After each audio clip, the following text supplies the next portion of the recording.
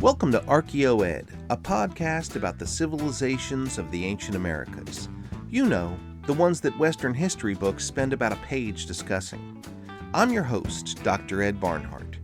I've been an archaeologist, an explorer, and a seeker of esoteric knowledge all around the Americas for over 30 years now. This podcast is just me, freed from the lecture podium and talking like we're just having a beer together. Sometimes I'll tell stories of my adventures. Other times I'll share what I've learned about the various cultures that were here before Columbus. Basically, it'll be anything I feel like talking about, because this is my podcast, beholden to no one. I'm just having fun with it. I hope you do too. So without further ado, kick back, relax, and let's get started.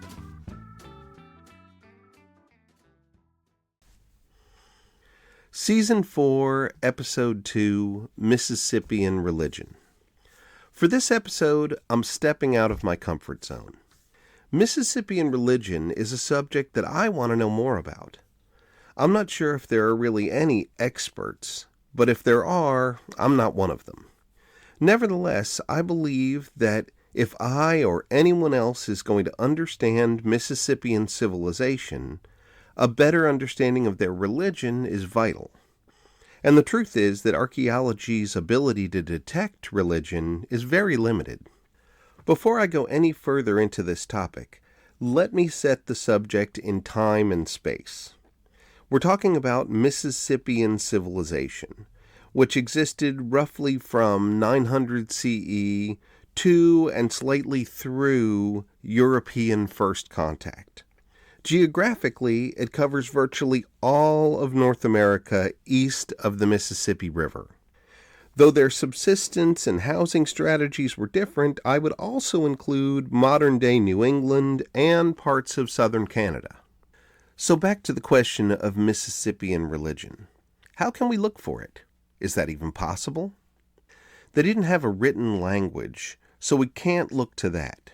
But they did have a way to physically transmit ideas, and that was through art and iconography. That's probably our best source, but even that depends on our understanding of cultural context. For example, let's take a simple piece of iconography like the cross. For Christians, that symbolizes Jesus and his sacrifice. But if we find a cross in an ancient Maya ruins, does it mean Jesus? Of course not. Thanks to our understanding of ancient Maya religion, we identify that as the world tree. Another potential source for evidence of religion is burial practices. What we think happens to us when we die is a core element of how we think we should live, aka religion. If we find a body with a bunch of objects buried with it, what does that mean? If we find sacrificed people, what does that say about religion?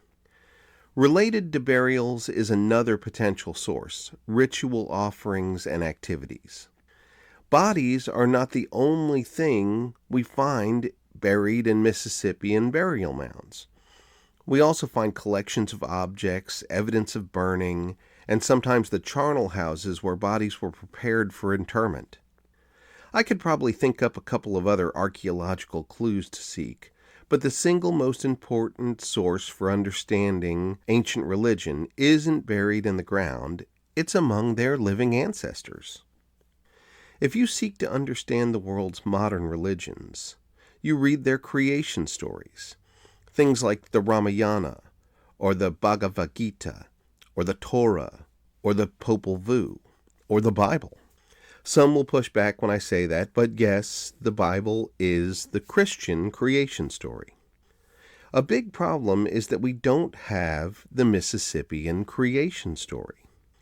A relatively recent term explains the situation well: the Mississippian Shatter Zone. European contact shattered the Mississippian civilization. Today there are dozens of Native American tribes who clearly descend from the Mississippians, but they've grown apart. That, to be honest, is where my knowledge is most lacking. Each of those culture groups have their own creation stories and myths. I've found and read many, but there are many more that I haven't read. They're kind of hard to find. There's lots of stuff out there on the internet, but most of it lacks references and might be fabricated. Even stuff that does have references can be problematic. It's complicated. There are stories and myths recorded by famous anthropologists from the 1800s, but should we take what they wrote as fact? Some of them, like Franz Boas for example, visited many tribes and interviewed them, but really only met them for a few days at a time. I'm skeptical about short visits like that. Would people with a long history of betrayals and mistreatment from white people just fork up their sacred stories to some white guy who shows up with a notebook? And worse, there were idiots like Samuel Morton out there, filling native skulls with mustard seeds to prove that they had a lower mental capacity than white people. Of course, not all the early ethnographies were like that. My favorites are those by people who lived among native communities for years. But those are the hardest to find. Those accounts didn't get published by the Smithsonian or the Bureau of Indian Affairs. Accounts by native people themselves are also great. For example, James Murray was a Pawnee, and his volumes on Pawnee culture are amazingly insightful. However, modern indigenous authors, especially those with their own websites, and this may upset Native American listeners, but the truth is, they may not be all that reliable either. After all, they're just people too. Some of them are weirdos who make things up for personal reasons. They too have to have legitimate sources that can be verified by outside review. And those sources can be their grandmothers. They just can't be aliens or seances. There's also this odd phenomena that's being called the pizza effect. Americans love pizza, and we consider it Italian food. In reality, American-style pizza was invented in New York City. But so many Americans went to Italy requesting pizza that Italians started making it, hence the pizza effect.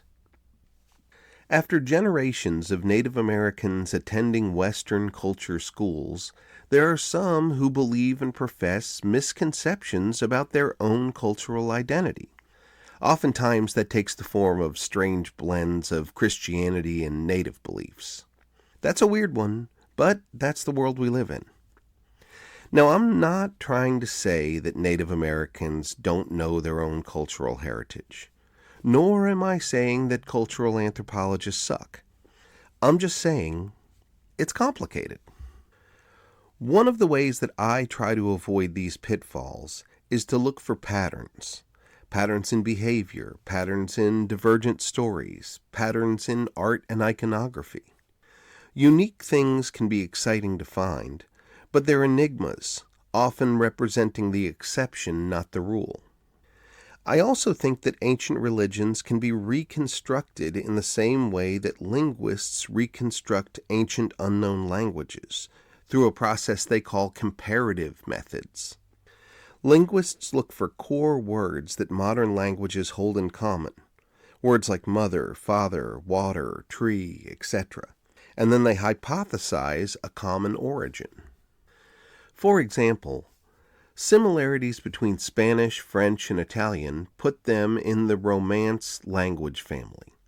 The Romance languages are in turn thought to be part of a much older Indo-European language family.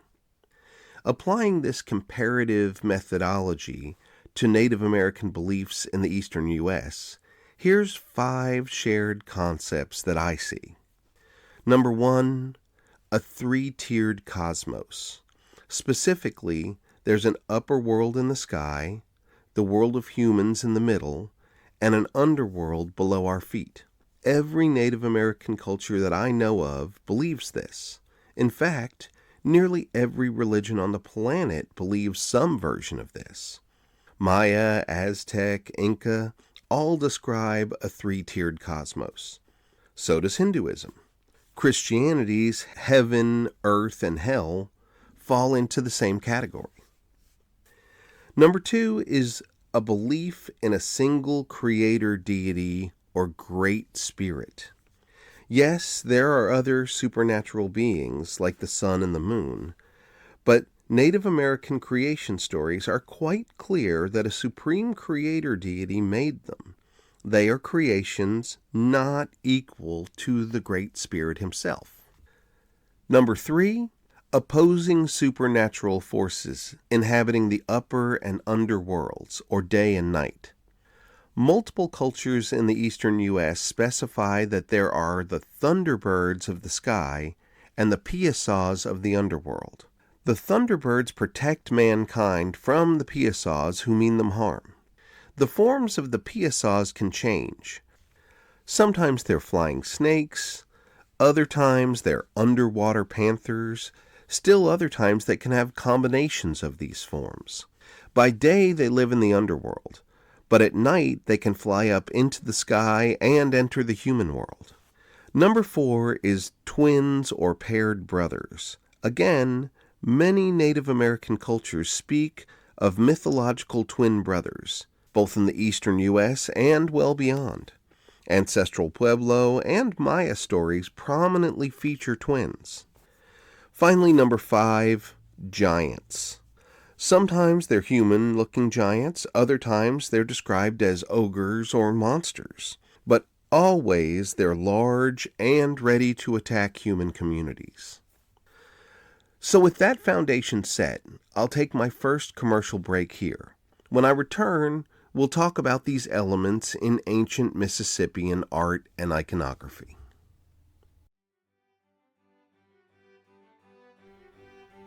Surprise! It's still Ed. People are traveling again, and my tours are filling up as fast as I can post them. For those that can travel on short notice, I recommend the Yucatan tours I'm leading for Wonderum Journeys in November and December. Wonderum, formerly the Great Courses, has just started a new travel program initiative with professors leading their trips. I was honored to be the first professor picked to lead their tours. I made an 8-episode travel show for them called Exploring the Maya World, which followed me through the Yucatan. In November and December, I'll be leading Wonderum Journeys along that same path. We'll be staying in luxury hotels, eating at gourmet restaurants, and of course exploring the ruins. In the evenings, I'll present lectures that further explain what we see during the day trips. Both trips still have space, and I'd be happy to have you along. If you'd like to learn more, check out the details at the website wonderumjourneys.com, and I'll put a link to that in my show notes as well. Come explore the Yucatan with me.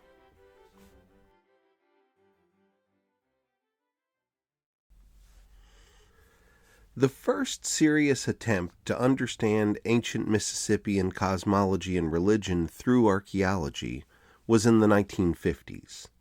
Antonio Waring and Preston Holder were the archaeologists who published it, and they called it the Southeastern Ceremonial Complex, or the SECC for short.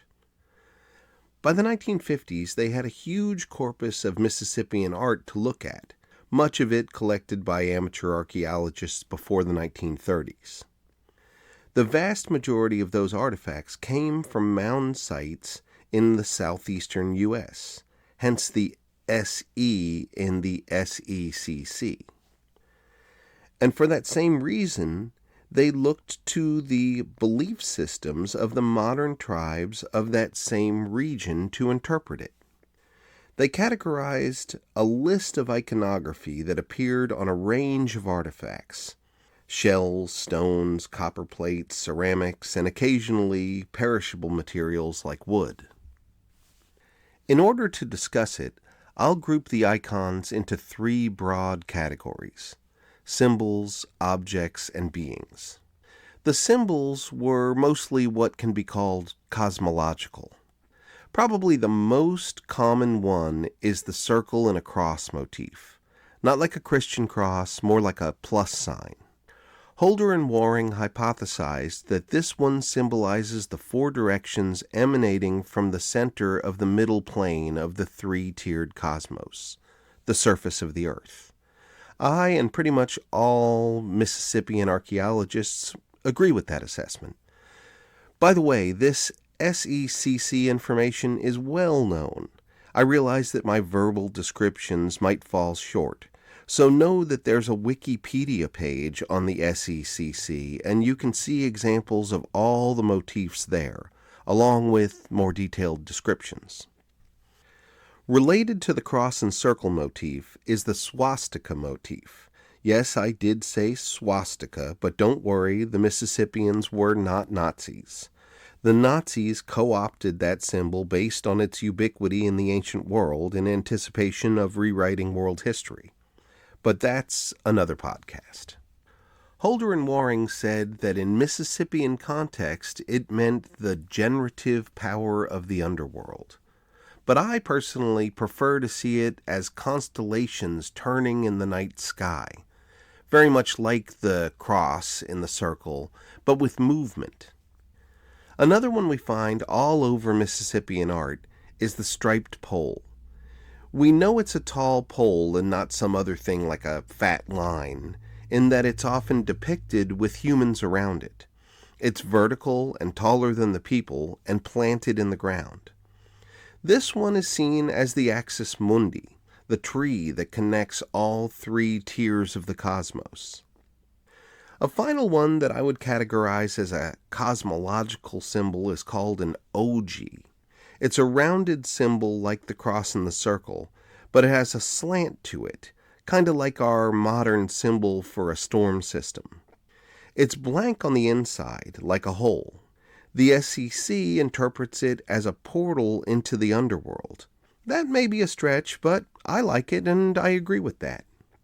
So those are the Mississippian symbols that seem to validate an ancient belief in that three-tiered cosmos. Another broad category is object motifs, things that we can see what they are even if we don't know their full meaning. Probably the most common is called the mace motif. It's occasionally found alone, but more often it's found in the hand of a warrior figure. That's why we call it a mace.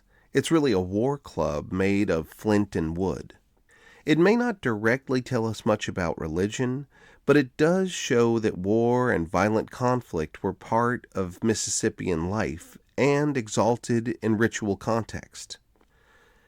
Another object that we see both depicted and found in abundance as a carved object itself is a whelk shell. A whelk shell looks just like a conch shell, but it's the non-tropical water version. It's still from the ocean. In the SECC, we see people in ritual attire holding it or wearing it as a necklace pendant. Archaeologically, we've found literally thousands of them, cut in half and incised with all sorts of SECC motifs. Hundreds were found during the disgusting looting of Spiro in Oklahoma. We're pretty sure that we know what they are. They're half-shell drinking vessels for drinking a super caffeinated brew called black drink. It's made from the Yopon holly bush, and native groups all over the eastern U.S. were seen drinking it during rituals and council meetings at European contact. Today we call black drink casina. If you want to try some, it's making a comeback in hipster coffee shops these days. A motif that's unfamiliar to Western eyes, but important, is the chunky disc. Chunky was a sport invented by the Mississippians and played publicly in courts in the center of major cities. Two players or teams squared off with throwing spears and a stone disc that was rolled on its end, like a bowling ball the width of a frisbee. One player would roll it, and the opponent would try to stop it by throwing his spear at it. We may never understand the nuances of the game, but the SEC shows warriors playing it, and the artifact record shows that hundreds of chunky discs were being traded between communities. Its connection to Mississippian religion will be discussed in a bit. One more object I'll note here is called the bilobed arrow motif. It shows up in warrior scenes, sometimes as part of a headdress. Holder and Waring weren't really sure what to make of it, but later studies found out what it symbolizes. And I'll get back to that later in this episode as well. So finally, my third category of SECC motifs is beings. By that I mean people, animals, monsters, etc., living creatures. Of course, humans are depicted, most commonly as warriors, but also dancing, playing chunky, or involved in poorly understood ritual contexts. Then we have the supernatural beings known from modern ethnographies, the thunderbirds and the piasaws. We know thunderbirds protect humans, so we often see them in aggressive poses. There are birds, but also human warriors dressed as birds, almost certainly conjuring their identities as protectors of their communities. Related to the thunderbirds is what's called the forked eye surround motif.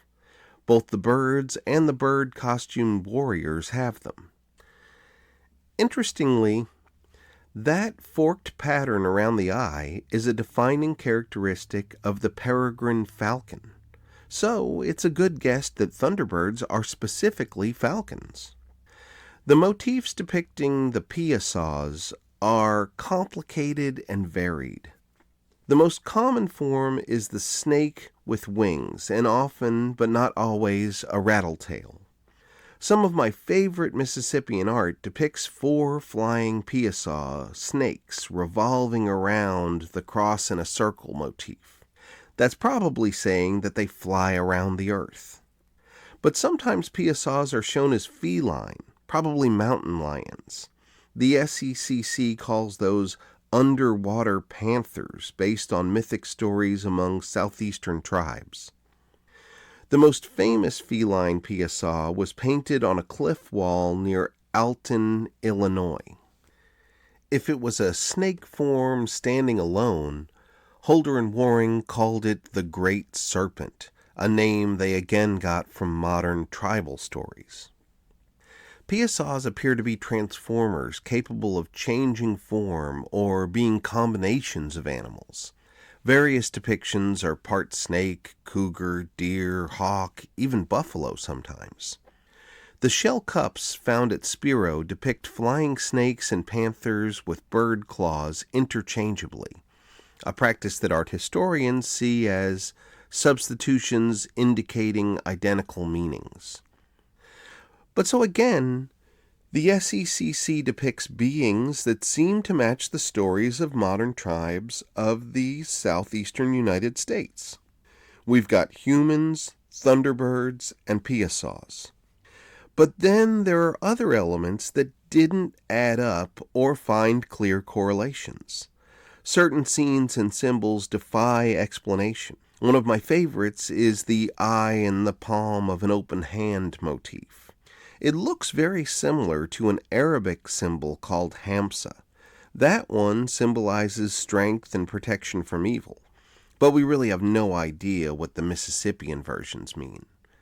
There are some stories that talk about a giant up in the sky who peeks through a hole he rips in the Milky Way. Maybe it's that, but we're not sure. In any event, the SECC inspired a generation of scholars to further study Mississippian art and iconography. So, I'll take my last commercial break here, and when I return, we'll talk about the new things we learned talking to Native Americans around the Great Lakes. The 2023 Mayan Calendar just came in, and I think it's one of the prettiest I've ever produced.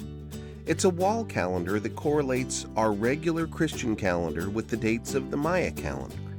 The Solkeen, Hob, and Long Count dates for each day of 2023 are displayed, along with a collection of important dates from ancient Maya history. The photos for each month are spectacular. They're from the 12 winners of our annual Maya photo contest, the most talented photographers of the growing Maya Exploration Center community. I only print 1,000 every year, and they go fast. Buying one not only supports our nonprofit mission, but it gives you a whole new way to think about the passage of time.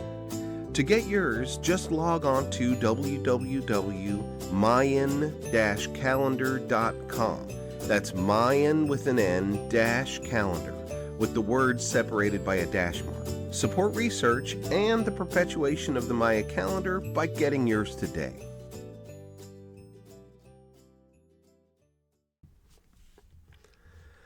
The SECC was a wonderful methodology. It allowed us to understand many aspects of Mississippian iconography. But more importantly, it established the fact that modern indigenous beliefs are represented in ancient art. My friend and colleague Kent Riley started an annual conference at Texas State University in the 1990s to further investigate the SECC. Kent and I were actually grad students together at the time, studying under Linda Sheely. He was already teaching at Texas State, but had gone back to school at night to get his Ph.D. I knew him by his insightful Olmec studies, which he would use productively when trying to understand Mississippian society. Had I known how groundsbreaking his conferences would be, I might have joined them. But at the time, I was too fixated on Maya studies and had honestly barely heard of the Mississippians. By the way, Kent is a wonderful man, a brilliant scholar, and a great mentor to his students. He's a Southern gentleman, but he'll also tell you exactly what he thinks with biting wit. After a Christmas break during my short stint at teaching at Texas State, I met Kent in the mailroom. He looked me up and down and said, "Boy, if you get any fatter, I'm going to have to beat you with a stick." I said, "Kent, it was the holidays. I'm working on it." Truth is, I still am.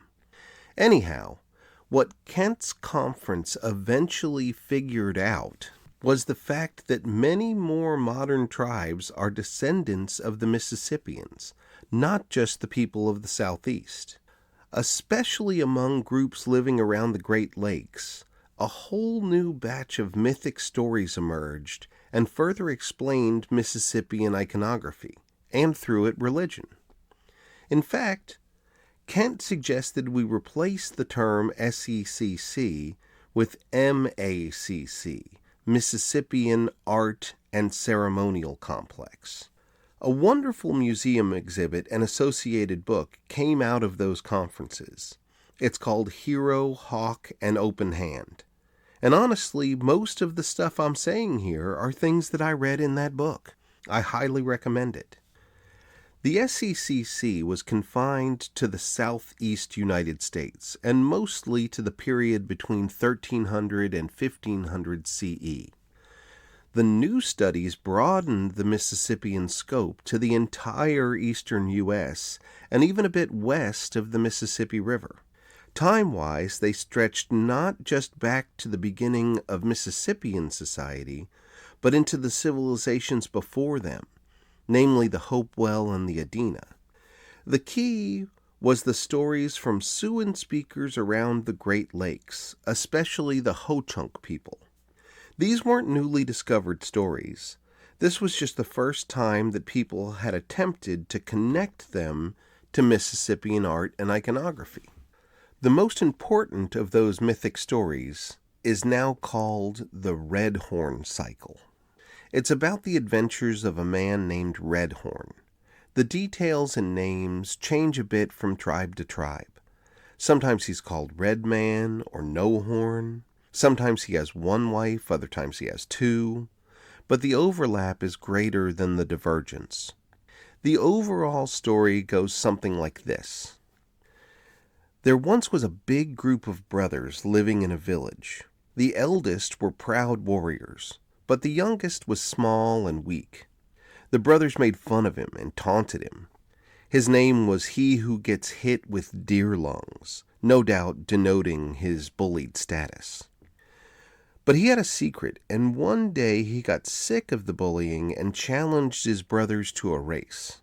They thought they had it in the bag, but then little brother turned into an arrow and literally shot past them to the finish line. Then he spit into his hands and pulled at his hair until a long red braid appeared.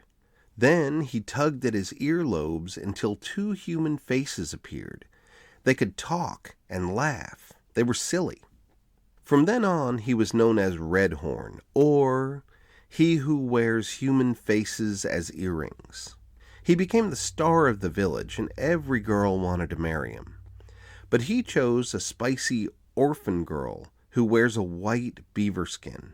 The old woman who adopted her kind of pushed her into courting Redhorn. Then he and his 2 friends go on the adventure trail. One friend is a thunderbird named Storms as he walks, and he can spit corn kernels like a machine gun from his mouth. The other is a turtle named Turtle. He was super fast. That's an odd superpower for a turtle, but I'm sure it made stories fun for kids sitting around the fire. Their enemies were a race of giants called man-eaters. They were menacing human villages and literally eating people. Our heroes challenged the giants in a team field sport. Most versions today say it was lacrosse, but back in the distant past, it might have been chunky. The giants were already bigger and stronger, but they also had a ringer, a giant woman with red hair, just like Redhorn. During the game, the giant woman was very distracted by Redhorn's ear faces. They laughed and made funny faces and distracted her. Redhorn and his friends win, and the giant woman becomes his second wife. But then the giants wanted a rematch, this time a wrestling match. Redhorn's team loses, and they're all killed. The giants mount their heads on poles in the middle of their village. Back in Redhorn's village, both of his wives were pregnant. His human wife had a boy with red hair and faces on his earlobes, just like his dad. The giant wife also had a boy with red hair, but with faces where his nipples should be. Standard mythological storyline ensues here. The boys grow up dreaming of avenging their fathers. They both grow up big, strong, and magically good archers. They begin their siege of the giant's village by singing a magical burial dirge that makes any giant who hears it jump into the fire and kill himself. The giant chief knows it's them, so he posts guards at their father's head and sends the rest out to go hunt them. But they're hiding at the edge of the village. Magical black and red arrows take out the guards, and they grab their father's head. The giants pursue them as they run back to their own village, but the boys kill all of them with their arrows and then war clubs. Back home, they ask their mothers to sleep with the heads, not just Redhorn, but Turtle and Thunderbird too. The moms say, "Gross, no way." So they put the heads tucked into bed in the lodge overnight. In the morning, they come back to life. Storms, as he walks, gives them a sacred bundle to care for, and then they all go off to become stars in the sky. Kent believes that in the end, Redhorn becomes the morning star. There are other stories, which I'll touch upon in a moment, but even just this Redhorn story explains a whole host of art that the SEC never could. For one thing, we see Redhorn with his long braid and strange ears all over Mississippian art. What once were thought of as just generic human depictions are now recognized as Redhorn. He's carved on whelk shells and stone discs. He appears on copper plates. A famous statue made of pipestone that was found in Spiro had been called Big Boy. But he has a super long braid and earrings shaped like little faces. That's gotta be Redhorn too. Other confusing icons also made sense now. For example, that bilobed arrow motif. If the bilobes are deer lungs, then it's gotta be he who gets hit with deer lungs shooting like an arrow in the race.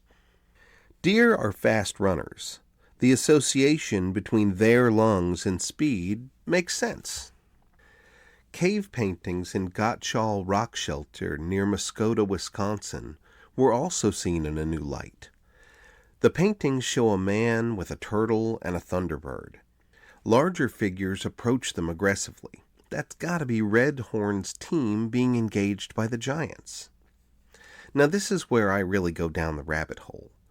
There are dozens of modern tribes that still live within the bounds of ancient Mississippian civilization, and they have hundreds of stories recorded over the centuries since European contact. I've barely read any of those stories, and as I explained, many of them aren't easy to find. One I read just recently excited me. It's the Caddo story about the children of Medicine Man and Clay Pot Woman. Clay Pot Woman was having a very hard time giving birth, so Medicine Man helped her with herbs and teas. She gave birth to a son. Medicine Man puts out the afterbirth in the trash outside, and a second, larger boy springs from it and runs into the woods. Then, tragically, ogres kill Clay Pot Woman, and Medicine Man has to raise their first son alone. But then the second son starts visiting the first from the edge of the woods. Now they're called Village Boy and Wild Boy. Other tribes have similar stories in which they're called Civilized Boy and Afterbirth Boy. Anyhow, Wild Boy is funny looking. He has a very long nose. Their father eventually captures him and cuts his nose short so that he fits in better in village life. But Wild Boy still has magic powers. He takes a dead body and covers it with a buffalo hide. Then he shoots an arrow straight up, and just before it hits the buffalo hide, he yells, "Hey, watch out!" And the person jumps out from under it alive again. The brothers then team up and kill the ogres that killed their mom. They get her bones and they resurrect her in the same fashion. This is different from the Redhorn story, but it shares similarities. Do you see the connections? But this Caddo version has an element that might explain another odd Mississippian artifact. We have dozens of sets of earrings with faces called the long-nosed god by archaeologists. Faces on the ears, well, that's Redhorn. But long noses, maybe that's the Caddo Wild Boy. There are many other mythic stories that may connect, but I don't have the time to go through them all here. I'm already blowing my time. One more very important one is Corn Mother and her association with other stories about the old woman who never dies. Old women with corn is a common theme in ancient Mississippian art. That's probably yet another link to the modern mythic stories. For the Maya, corn kernels are tiny skulls that are planted in the earth to resurrect as new corn. Is that like Clay Pot Woman or Redhorn's skull? Is that what the old woman who never dies means? As you can see, archaeology, informed by modern native beliefs, is really making headway in understanding ancient Mississippian religion. They had a 3-tiered cosmos with thunderbirds above and piasaws below, and a creator deity or great spirit created everything, including a cast of characters who become supernatural forces and beings like the moon and the stars. We see those supernatural beings in the art, Redhorn, the giants, Corn Mother, and others. You know what we don't ever see? The creator deity. Why not? At the risk of sounding like a nut, I think it's an indicator that the Mississippians were monotheistic. When you have a pantheon of gods, who you're praying to needs to be specified. Is it Zeus or Apollo or Athena or who? The Greeks depicted their deities all the time, as did the Maya, the Hindus, and the Aztecs. All of those are religions with pantheons. But early Christian art never depicts God, at least not for the first 1,000 years of Christianity. Islam still never depicts Allah. Why didn't ancient Mississippians depict their creator deity? Perhaps there was only one deity and ambiguity wasn't an issue.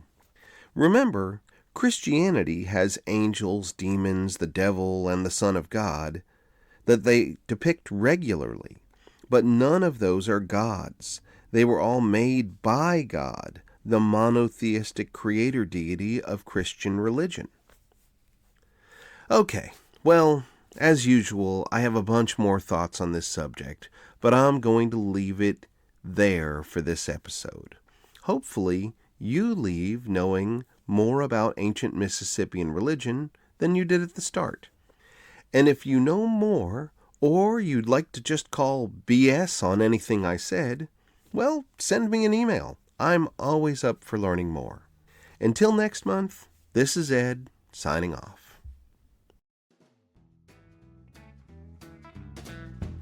You've been listening to ArchaeoEd, a podcast written, produced, and distributed by me, Ed Barnhart. If you liked what you heard, then subscribe, like, share, comment, and do all those other things that I'm supposed to ask you to do. If you didn't, then don't do any of that stuff. And if you really liked it, support ArchaeoEd through my Patreon account.